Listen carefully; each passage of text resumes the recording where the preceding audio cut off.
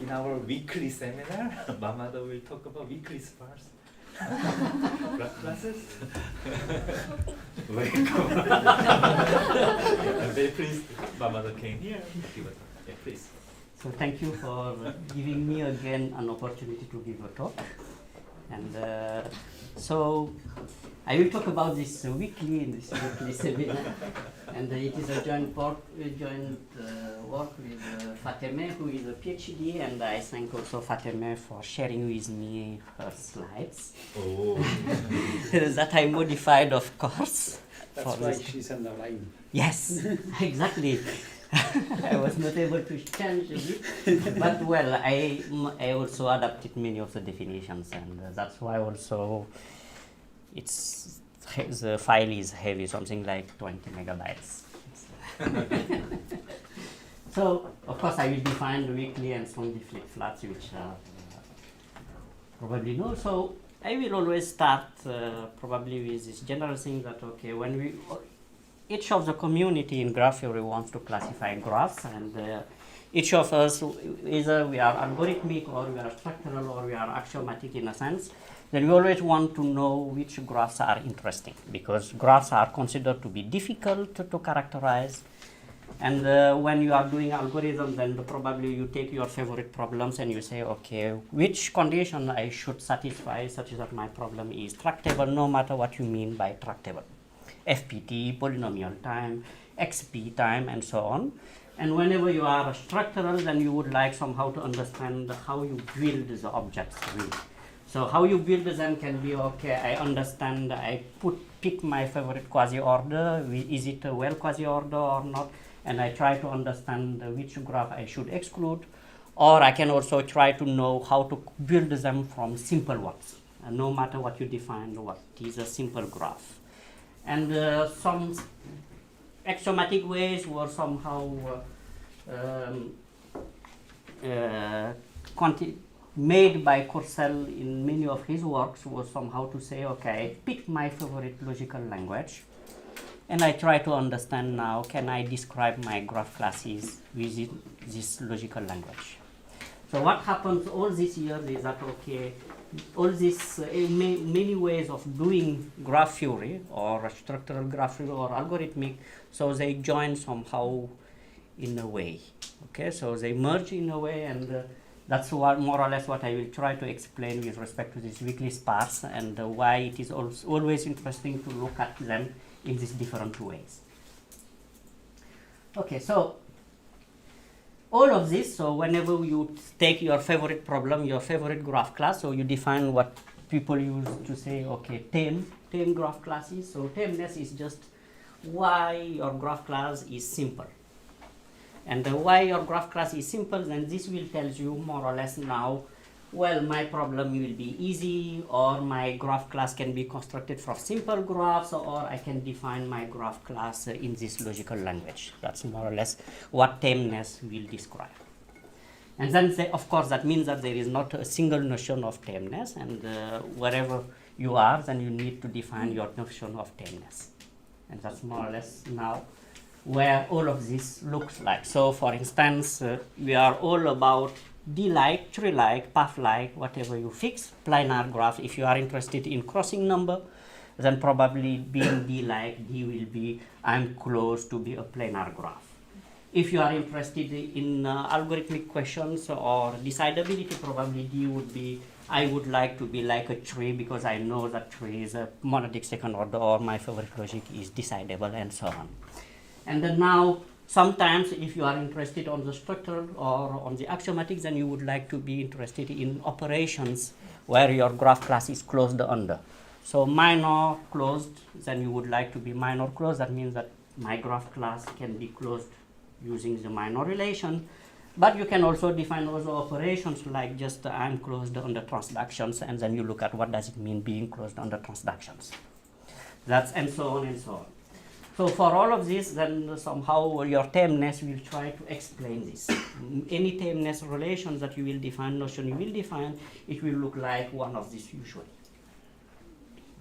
And then they somehow all of them they unify in one way, that I will try to explain a bit in this talk, and why I was interested in this part of the strongly flip-flat and so on.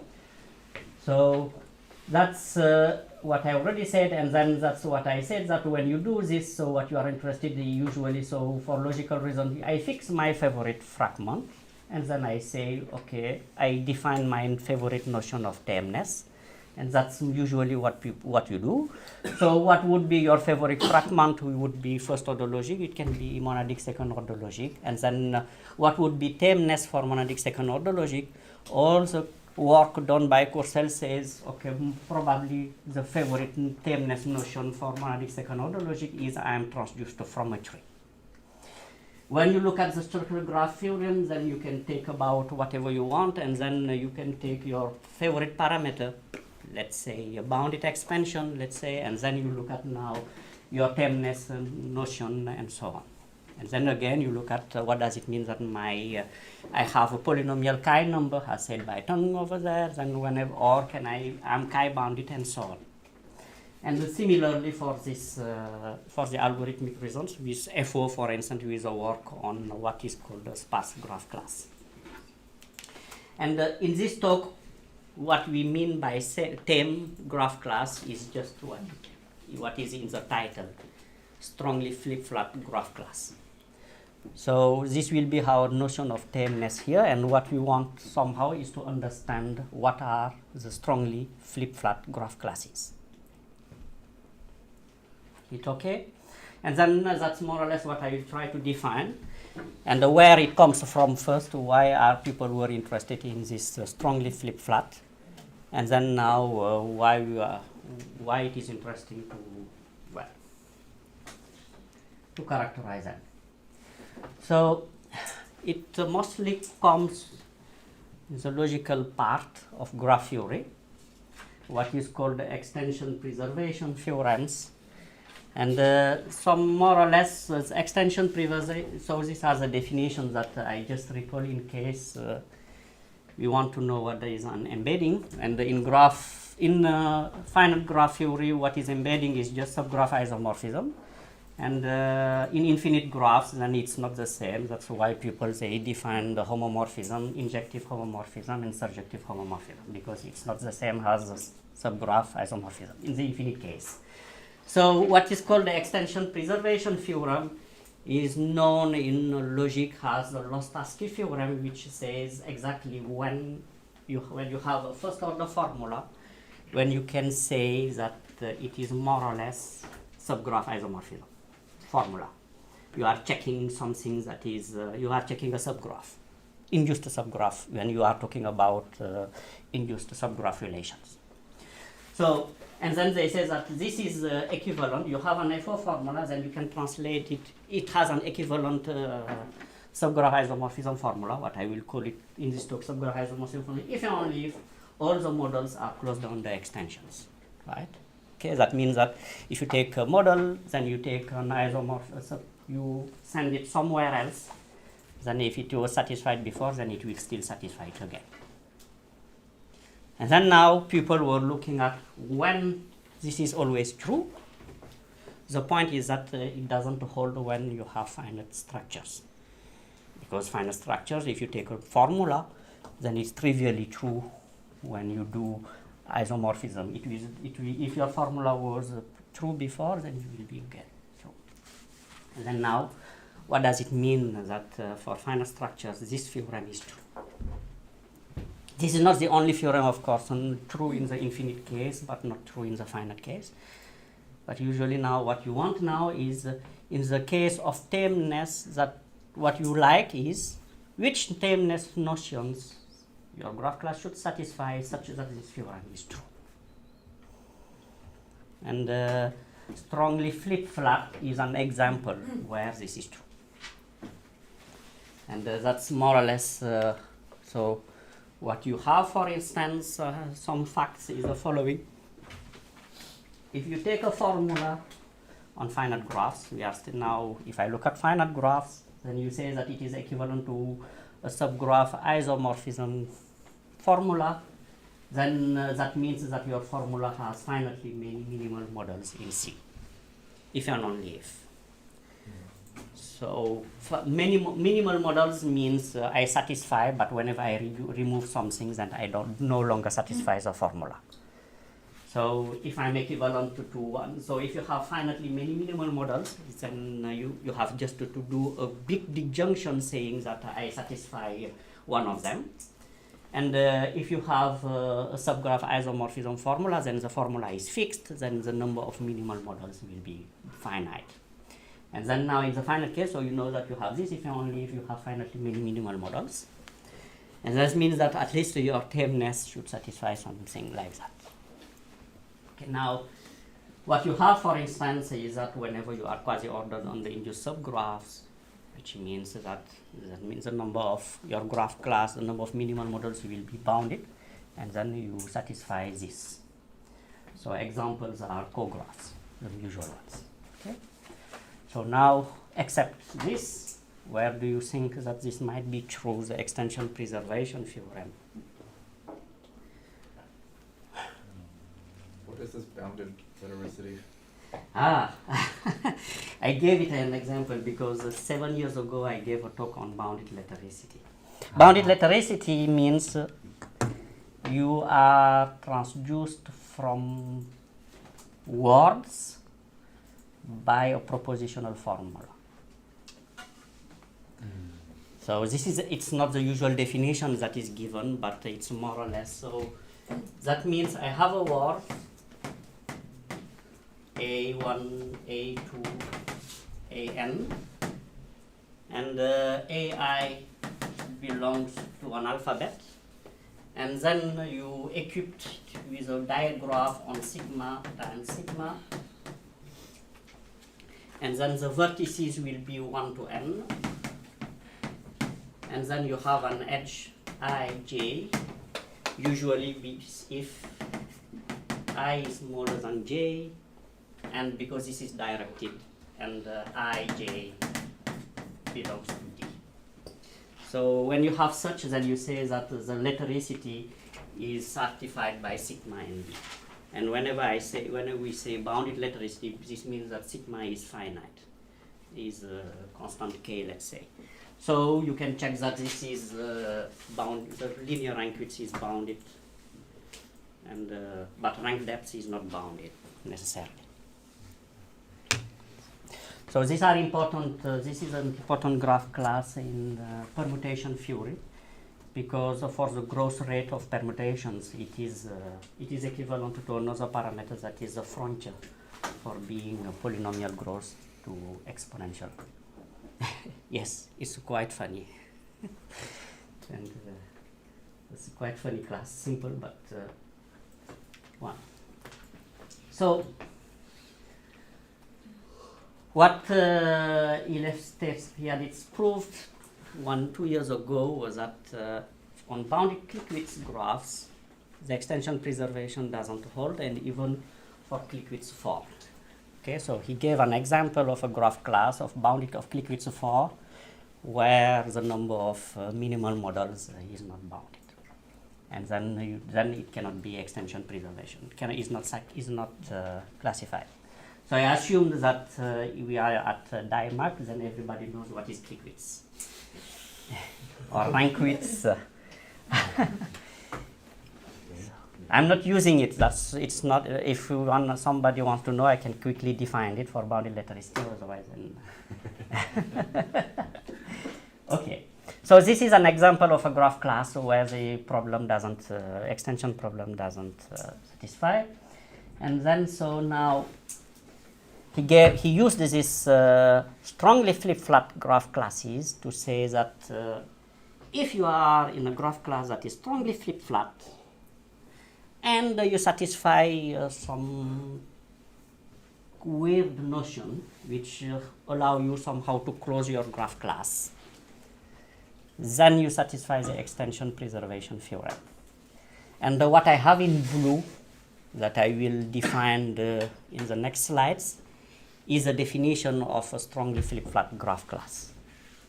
And this comes, maybe somebody, Unjung, did you already give a talk on flips here? No? Okay. Then I will take time to define. So strongly we will see why, but because somehow what we have flip-flat classes of graphs. This is a notion of tame graph class, but we strongly means that somehow it is a restricted subclass. So now what I will do is somehow to define and make a parallel with what is known as uniform wide classes.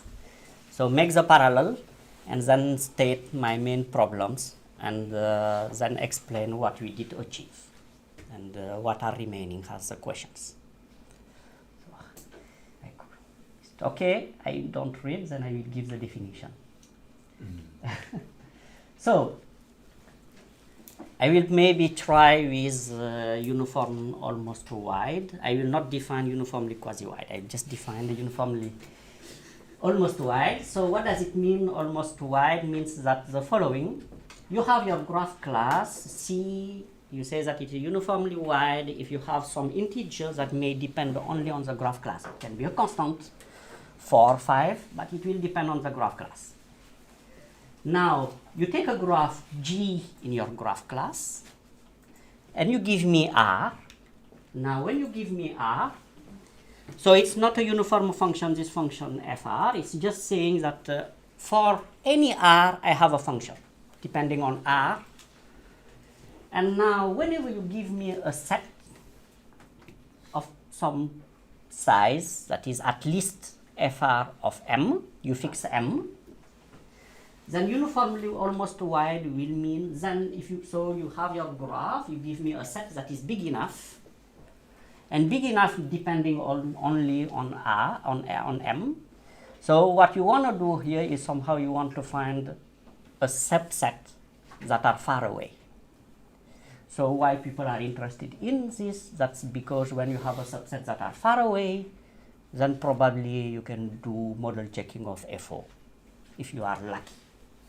Well, it depends a lot on many things, but that's more or less what it will say. That means that you may find m vertices that are far away, meaning that these m vertices, the distance between them is at least r.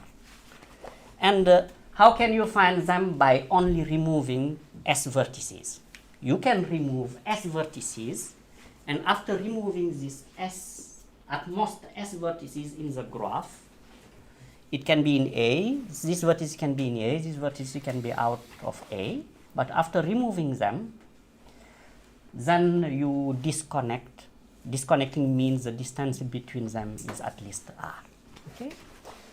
So you may recognize that this looks like a bit that if you give Ramsey type, because if you give me some set, then I can always find something that are far away or very close or far, okay? They might be close, but then I can remove only small number of vertices to make them far away.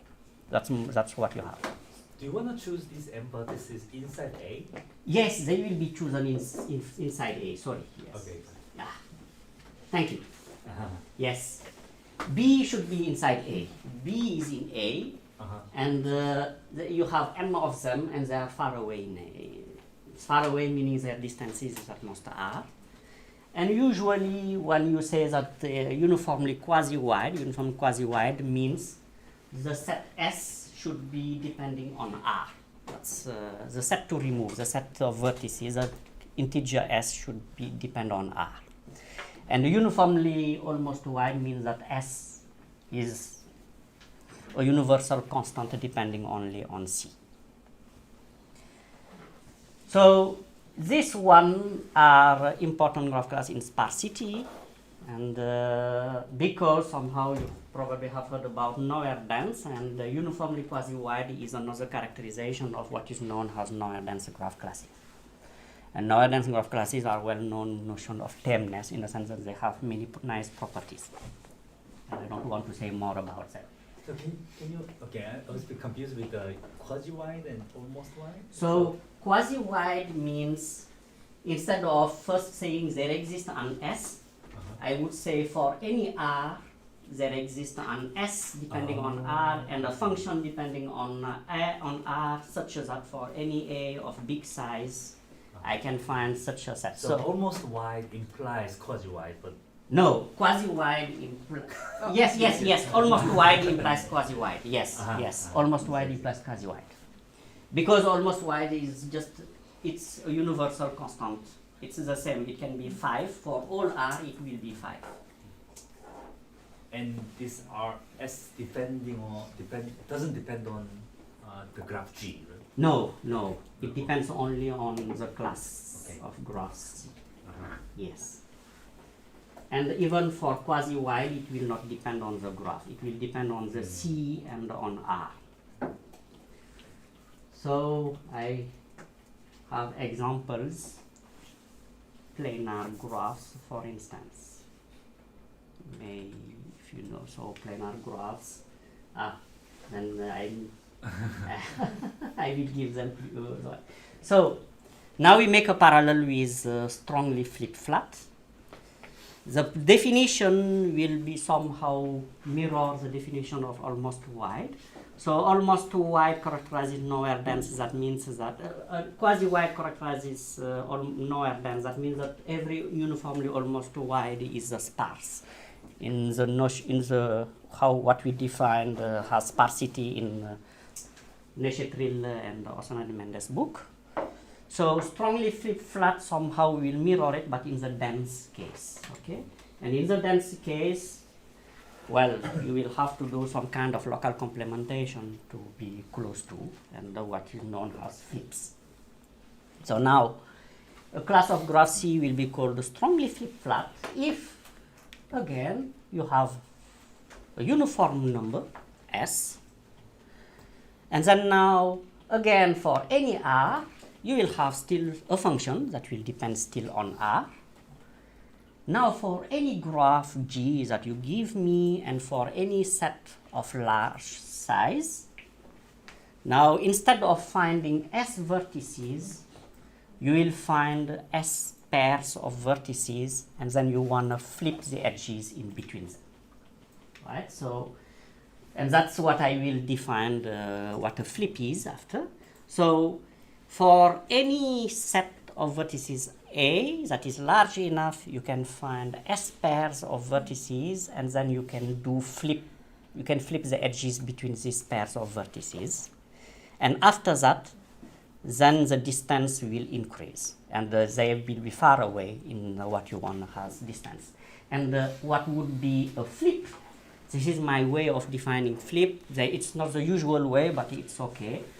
If it is constant in one of definition, it will be constant in the other way. And again, because we are at IBS and pivot is probably well known, then so pivoting an edge is the following. So I have two vertices U and V. So you have two vertices. You have U, you have V. There is an edge between U and V. Then you have the edge vertices that are adjacent to U, the vertices that are adjacent to V, and then pivoting U on the edge U and V and removing UV is the same as doing a flip on A and B. So you add two vertices, U adjacent to A, V adjacent to B. You add an edge between U and V, you do a flip. Then after doing the flip on after doing a pivot on UV, it will complement all the edges between A and B. And after that, then you remove UV. And then this is a flip between the edges A and B. So strongly flip-flat means then that instead of removing vertices, so what you do is just you look at small pairs of sets of vertices, and you complement the edges in between. And after doing that, then vertices are far away. So again, that means also that if there is strongly flip-flat, that means also flip-flat classes exist. Right? Where flip-flat would mean that S again will depend on R. That's what would that mean. So with the flip, did you assume that A and B are disjoint? Or usually, we can assume that A and B are disjoint, because if, for instance, if I don't mind about, and that's exactly what our proof will do. It needs somehow that A and B are disjoint, so that you flip each edge once. when you do the flip, you are allowed to introduce additional vertices with edges? Or you No, do the no, flip no. only using the edges, pairs of G? Yes, only pairs of G. Only pairs of G. The way I define it is just because I think it was easier to define it with pivot. So flipping, so complementing The is edges. hard, right? Because in this way, I mean, if I want to make a complement of graph, then Ah, you need many. yes, flips, right? yes, you may need many flips, yes. But I can also take V and yes. But as you see, I can, yes, this will not complement inside. Right. Yes, this will not complement. But I can add one more operation consisting in complementing a graph. That's why I say that I prefer this definition, because I can just add a new vertex and do a local complementation on this universal vertex, and then do a complementation.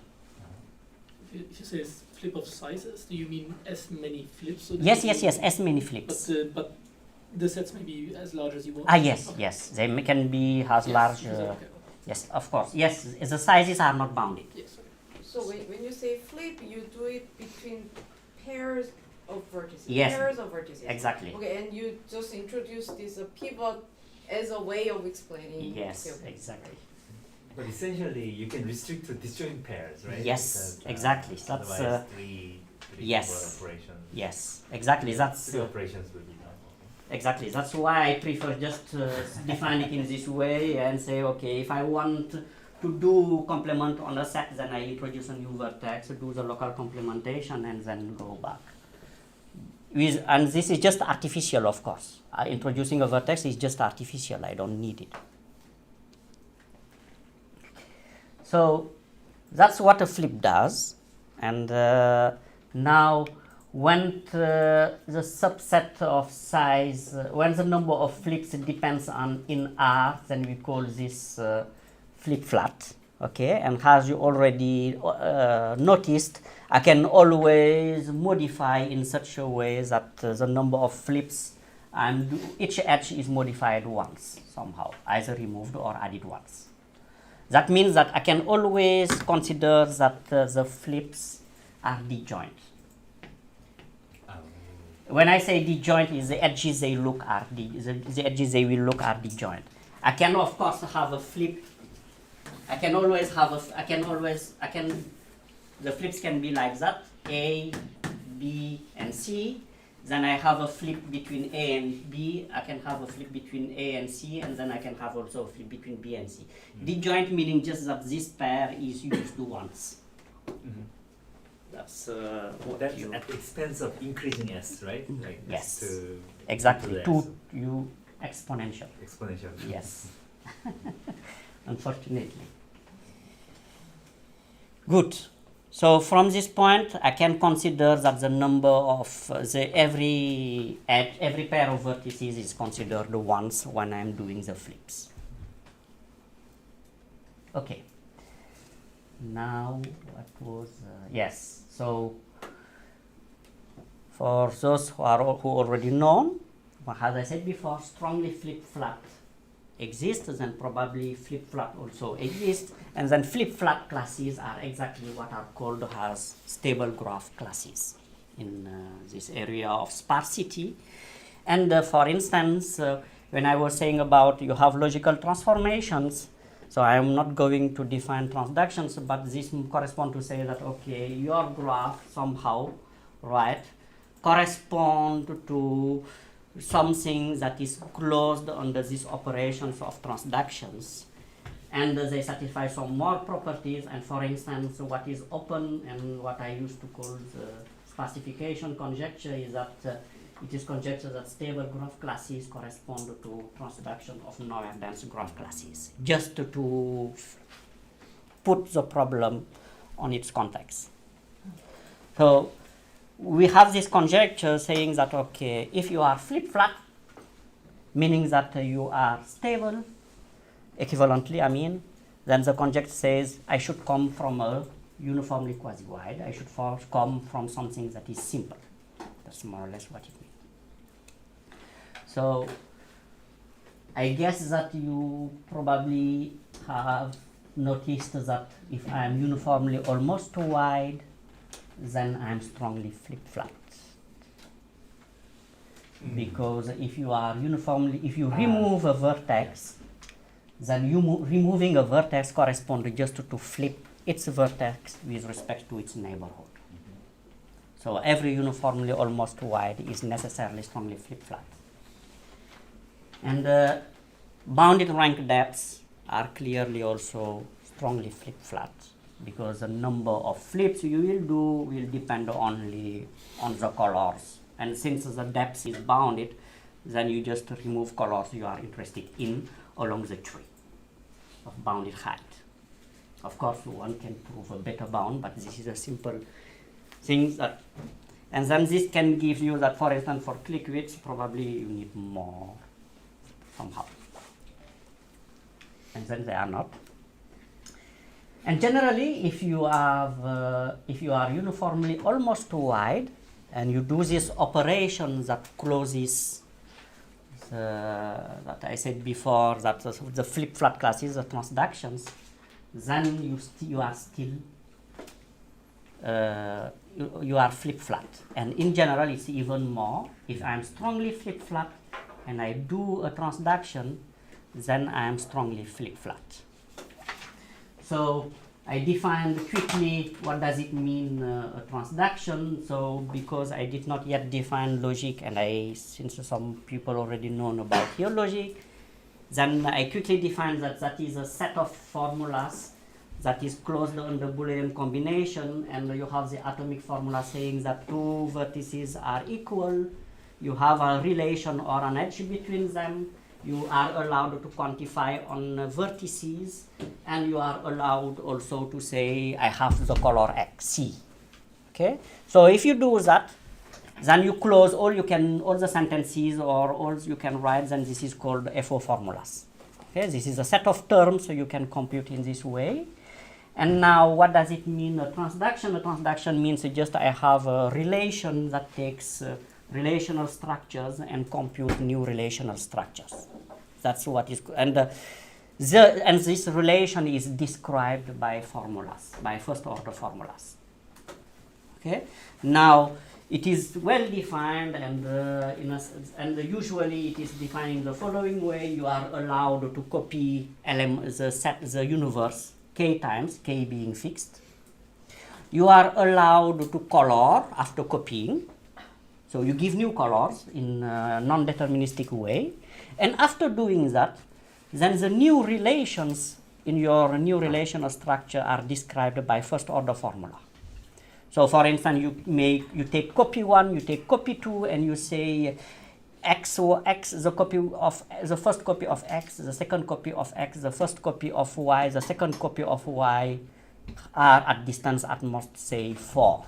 And then you put an edge between all of them, for instance. Then this would define the first transduction. Then, of course, this is deterministic in a sense. You decide it by formulas. This is non-deterministic because this you have to color, then you guess the coloring. But once this is done, then you have something deterministic saying that I have to satisfy a formula. Okay? So that's why it is not a relay, it is not a function, it is a relation, because you may have the coloring part. Now, what I'm saying is that now if you apply such an operation and you obtain a new graph class, then if you start from a uniformly almost wide, then you ended up in a strongly flip-flat graph class. And so that's what I claim here, that if you have strongly flip-flat, then you do a transduction, then you ended up in a strongly flip-flat. So you take the formula that gives you, let's say, the adjacency relation. Okay. Now what you have is the following, that it is Hammer that I'm using. I'm not introducing it. What we know is that if you have such a first order formula, then what you have is that you can reduce it to vertices that are close, in a sense that you can give colors to vertices that are far away, and from these colors you can decide when two vertices are far away, whether they satisfy the formula or not. That means that if you give these colors to these vertices, then you can decide to remove these edges by flips, because that means just that these vertices are far away, they are colored 1, these are colored 2, they are far away, then the vertices colored 1 and colored 2 that are far away, then I just do a flip after applying the formula phi. So this means that my formula phi again then can be reduced somehow to a formula where I'm only interested on vertices that are close. And that means that the distances between them is small. Is at most the R I said. And when you do that, then that's more or less what you will have, that whenever you have such a thing after coloring, then you reduce to this case. And then when you do that, this tells you that more or less that any flip you can do on the pre-image, you can somehow translate it into a number of flips after applying the formula phi. And this number of flips that you will have after applying the formula phi will be still small. Okay? And then you are done, because if you start from a strongly flip-flat, then the number of flips is small. You say then after doing after applying phi, then every such flips I can translate it into another set of flips that is smaller, that size is small, and then because you start from a constant number, then you ended up in a constant number. And then if you do a transduction, then it will keep the strongly flip-flatness. So that means that it is closed under these logical transformations that we are interested in when we are looking at these graph classes, this notion of tameness. And then so yes? So did I understand correctly that it's closed, but the S that you need may differ? Yes. So just the fact of the existence of an S is Yes, exactly. I'm only interested in the fact that it exists. I can give them, they will correspond more or less to this coloring. But the color, well, it's quite big. It will be quite big, yes. But since if you would repeat this, then it would sort of explode. Yes, of course. S will be bigger, yes, of course. But that's so completely true that if you take, when we say closed here does not mean that you stay in the same value, yes, but it is still bounded in this graph class. Mm-hmm. Yes. So if I ask, but is there like a notion of like convergence in that setting where you'd ask, okay, where will you end up? Like what's the class looking where you approximating to in a sense? It makes sense, but I cannot. Do you know? If you don't bound the number of colors, then you can do whatever you want. At some point, you can just do any graph of size yes, n, because you just have n colors and you write a formula which explicitly describes your graph. Yes. So the starting class doesn't even matter about it. So you would get everything in at some point. Never really everything, but you convert. Okay. Mm. But probably when you fixed some part of the transduction of the things, then it may converge. So clear. Okay. If you fix the quantifier rank and you fix the coloring, then you cannot go beyond strongly flip-flat, this graph class. But more you increase, then more you will have more and more, as you were saying. Then you increase the power of your formulas, and at some point, then you can give whatever you want, because if you don't bound the size, then you will be able to give. You will be able just to say, I take a linear order. So that's. Yeah, we should be more precise when we say that it is closed down.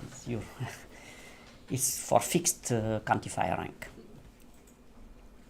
Yes. Okay. And then the natural question is, how can we characterize the strongly flip-flat? Because for uniformly almost wide, somehow characterization exists. So in the first, they were able somehow to characterize with respect to this R shallow minors. And then one question would be, can we characterize using shallow vertex minors, which we don't know? Can we characterize in a different way? And the natural question would be then, If you are not dense at all, do you have more than uniformly almost wide, which is the first step to understand at least whether the both notions are different. What I just explained before in this proposition is that if I'm uniformly almost wide, and then whenever I do these transductions, then I'm always how to say strongly flip-flat. And then now the question is how can you characterize them? And there are many ways to characterize this strongly flip-flat. All of them are still open, of course. Oh, And, yeah. So in the previous slide, what is this family K S? Yes, sorry. So you have S vertices. It's a bipartite. So you have S vertices and N vertices in the second part, and then each edge is subdivided S times.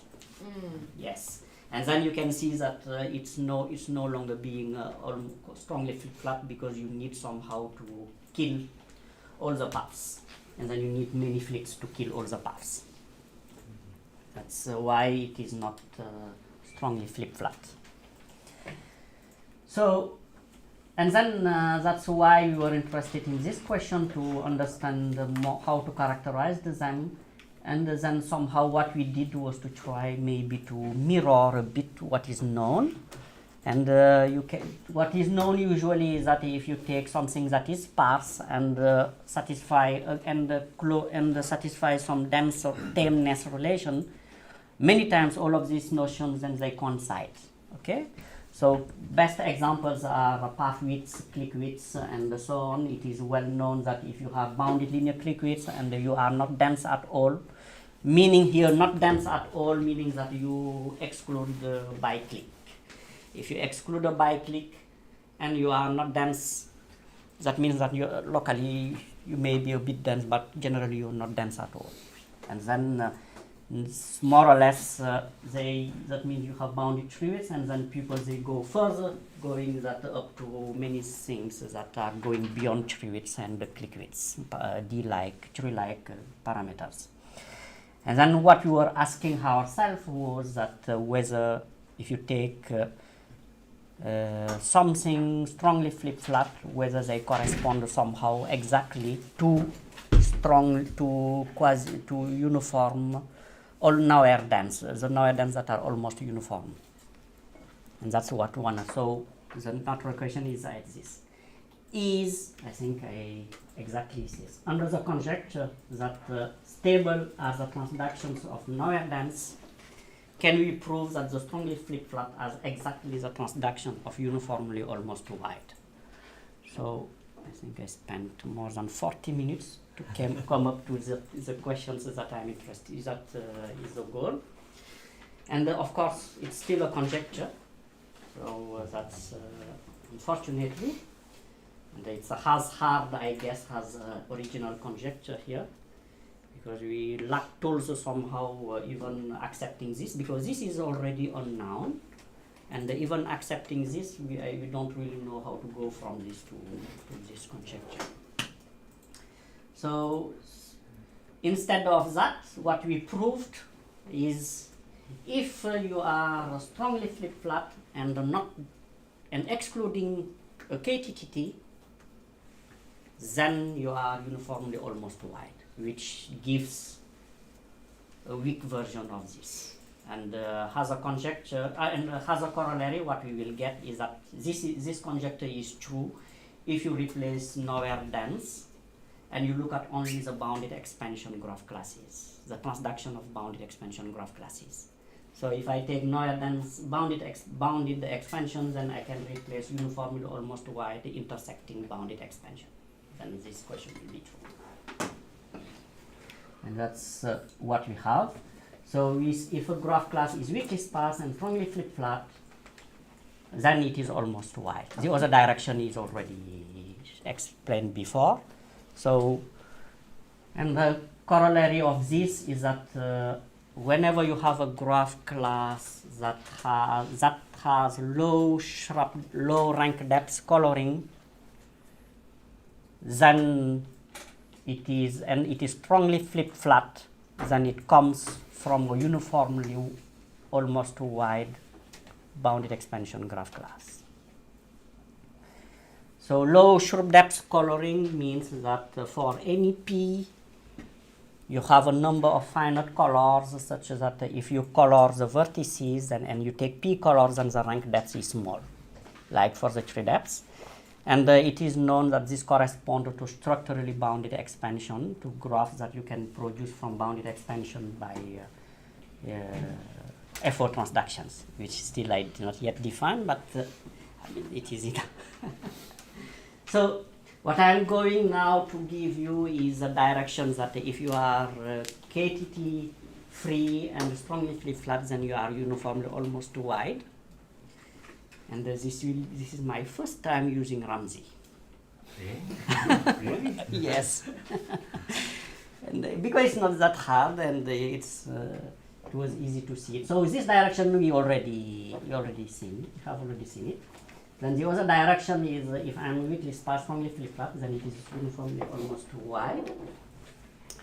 And this is the strategy, and happens that it is the first time that some people did try an induction on this graph class using the number of flips. Usually when people treat with this kind of classes, and inductions are done on R, on the radius, because somehow this is a way to reduce. And in this example, what we did was just we do an induction on the number of flips, and this is enough to get what we want, to give the big. So an independent one can get the same result, but doing inductions on R, and that's more or less what Nicolas Malman did, but he was looking at quasi-wide, and then he need to do another thing. He need to prove something more to be able to get thing, but it's more or less you can get it also. So if you don't, so we assume that you do some flips, and by induction that means that you can also delete a number of vertices, bounded number of vertices. Whenever you do at most k flips, k minus 1 flips, then I can remove a number of vertices. That means that then it's flip almost uniformly almost wide. So what I'm gonna to show you is that if I do a flip again, then I can reduce it to the case where I do k minus flips, and then I can now reduce the number of vertices. Then it will be uniformly almost wide. And that's where we will need the KTT free, because the KTT free will allow you somehow to reduce the technical.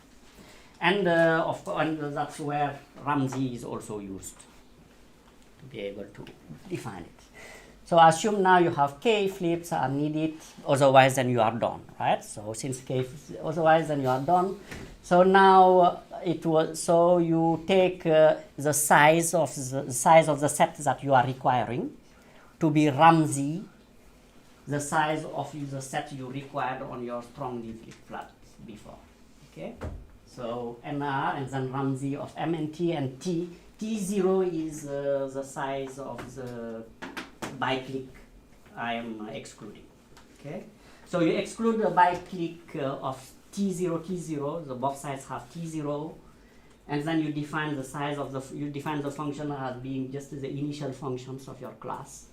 NR is a class of the strongly flip-flap, and Ramsey between M and the T, right? Recall that M is input of my function f, R, and the function f depends on R. Now, once you do that, then you take a subset. The subset is big enough. Then since it's big enough, then now I can extract a subset of size the Ramsey MT. That's what it says that NRM. Now you can see that what I want to do is just to say I have a clique or an independent set. If I have an independent set, then I'm done. So that means that I have a clique now. Okay? So you independent set, then we are done. So what you have is that now you have a clique, and the clique is big enough. What does it mean big enough? Big enough here means that the size is. So can you recall what is the definition of NR? N sub R? Is a function of your strongly flip-flat. So you have a strongly flip-flat class, and the strongly flip-flat class says that if you give me a set A of size at least NR of M, Then I can find S flips that I can do, I see, and then I see. extract a set of size B that is R scatter. I see. And then I'm using that function to define the function fr, which is a set of vertices that I might need to remove, such that I will get an R scattered set. And so that means that I have B, which is big enough, and such that this would be, yes, it was called B here, then it will be C. C is big enough, and since it is big enough, that means that I need at least for every pairs, then the distance is small. And now what we are now good is now to prove that we can kill these sets. We can kill these paths by a bounded number of vertices. And that's more or less what this that's more or less what this lemma will do. This lemma is saying the following: you have a graph G, and then you have a set that is a clique, in a sense that you have a set of vertices, the distances are more or less R, right? And then you assume that you do a flip, and you don't have kt0 between the two parts. Then you can find a small number of vertices, and this small number of vertices can now kill all the paths. That's more or less what we say here.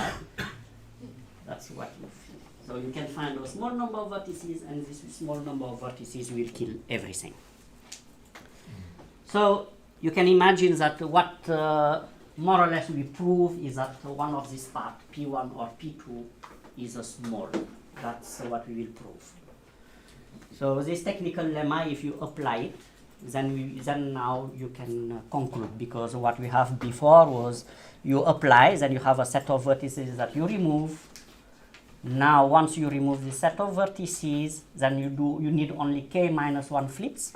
Since this is a partition of these edges that you don't remove, then you just add it, all of these sets up to you get your, and then that's, of course, this is bad, I mean the bound is bad because it will be Ramsey. So a tower of Ramsey, which is not interesting for usual, but that's okay. So that's exactly what we proved, that the size is small. Well, I think that I have only 5 minutes, so probably I will skip.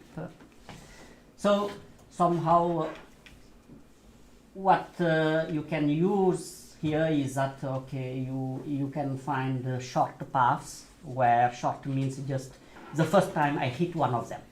And then you know that one will be small, since they are the distances are small.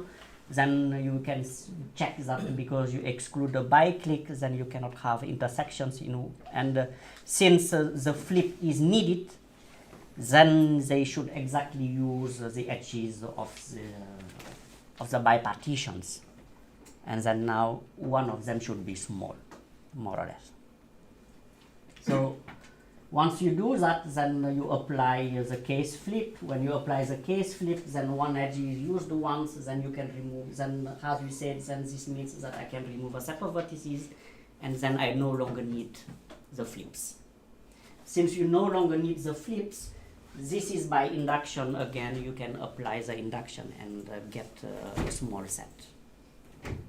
And then we get a small set to remove to obtain what we want. And that's more or less the total distance, and we have such a functions. And that's it. So I ended up with a conjecture. So why I was saying that this, why this seems interesting is that you can also, this graph class, which was used somehow to characterize the uniformly almost wide, can be used, one can show that they are also not strongly flip-flat. Since they are also not strongly flip-flat, then one can try to see whether you can see them as shallow vertex minor when you are not strongly flip-flat. Why are shallow vertex minor? I do not define it, but because it was proven by Woon-Jung and her co-authors that you can use them to characterize flip-flat classes. So strongly flip-flat. So question is, can we use them to We can also try to understand whether we can use induced subgraph, because flip-flat classes also has been characterized by induced subgraph. So this is still unclear, but I think that to mirror what was done until now, it's probably to understand towards this sparsification conjecture. It's probably good to understand more whether they come from uniform almost wide or not, which was our original goal, even accepting this. So thank you.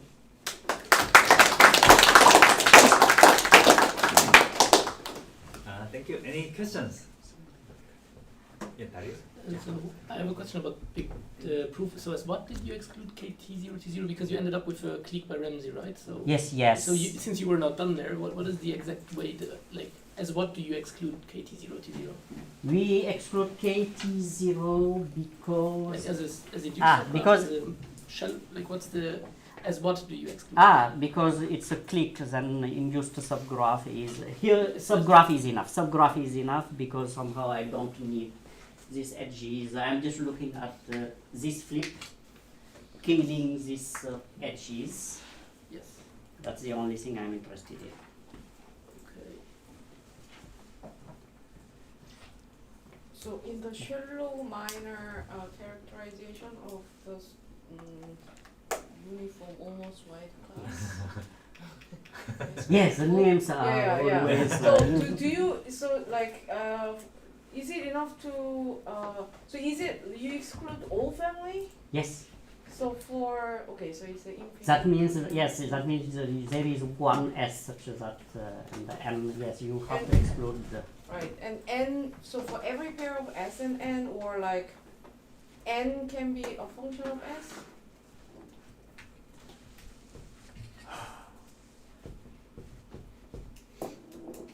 Yes, it should be enough. Yes. I think Yes, N yes, can it be a should be function enough. of S. Yes, yes, it should So be enough. I wonder, Because you can.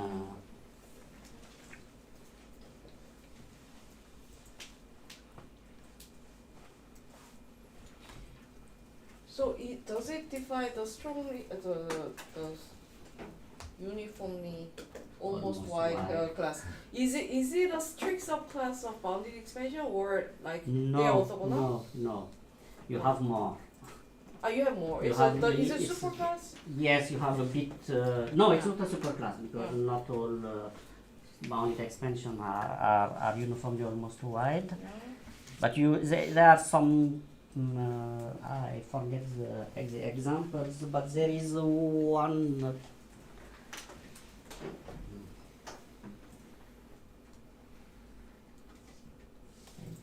The definition is always weird. It is the examples that is not bounded expansion that is always given as example. Yes, that That is one. not bounded expansion. That is not bounded expansion, and that one that is not bounded expansion is almost uniformly wide. Uniformly almost wide. I always forgot the definition of this one. Right. And it might, so this might be actually a superclass of bounded expansion? Strongly flip flat? Yeah. Don't believe. No. Because extension preservation is not true in bounded expansion. I see. And then the strongly flip flat cannot be true in all bounded expansion for this reason.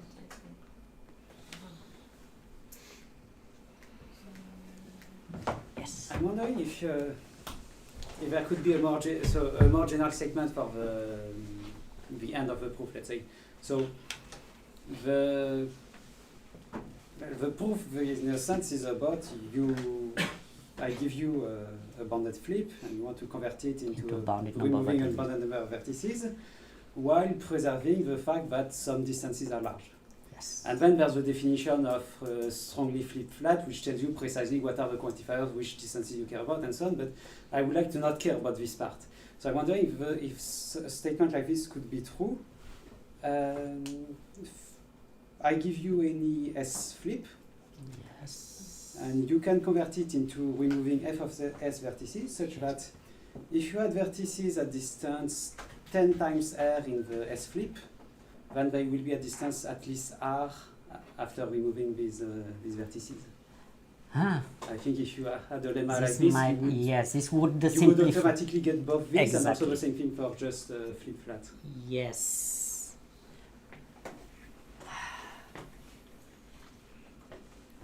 I think that's, you're right, we might be have it, but we decided not to do it in that way because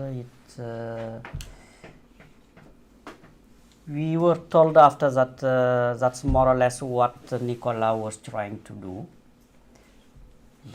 Nicolas Malman, between the quasi-wide, and because this would be give you the links between quasi-wide and flip-flat. Okay. That's more or less what you will have.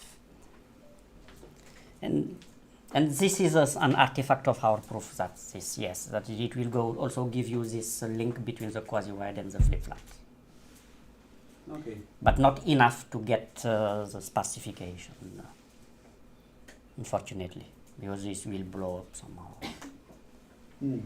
Yes. I have one question. So, in the weakly sparse case, Yes. if I apply, I mean, the definition of the strongly flip-flat classes, we do bounded number of flips Yes. to arrive at a situation where there are No. many vertices pairwise far away. But can I also assume that this output is weakly sparse? Like, is it possible that the output have a big complete bipartite graph? I mean, It's a consequence of what we have here that it cannot, because otherwise then it will not be uniform, almost wide, uniformly almost wide. The reason why I'm asking is because, in a sense, this flip operation is like low rank Yes, perturbation. exactly. of That's symmetry. exactly, yes. That's why Yeah. somehow we were, and that's Right. and somehow that was the first impression that I had Yeah. when I saw this definition. Right. I say, come on, you cannot do weird things, Yeah. and that's the point.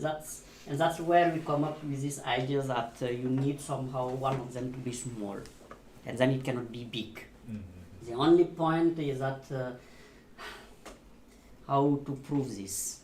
That's was the only thing, and they probably have many ways of doing it, and this was just the easiest way to do it. Mhm. To say, okay, we take induction on the how to say on the number of flips, and then this you reduce it to this question. But yes, that's exactly what you have. This is a good intuition, so, but how can you flip it to nowhere dance? This is because then KT doesn't make it's a K and epsilon, and that's where it breaks somehow. These arguments about giving the bounds because of the n epsilon that you have to be careful. So I missed something. Maybe is the class of bounded ranges not necessarily No, strongly no, flip-flat? So it's- because of the example for click width 4. click width. Yes. Yes. So the click width 4 do not satisfy extension preservations, and rank widths do not satisfy. And that's also another reason why tree is. Well, you want for linear rank width? Or- Ah, good, nice questions. I don't have an example. Why should they satisfy? I don't believe, but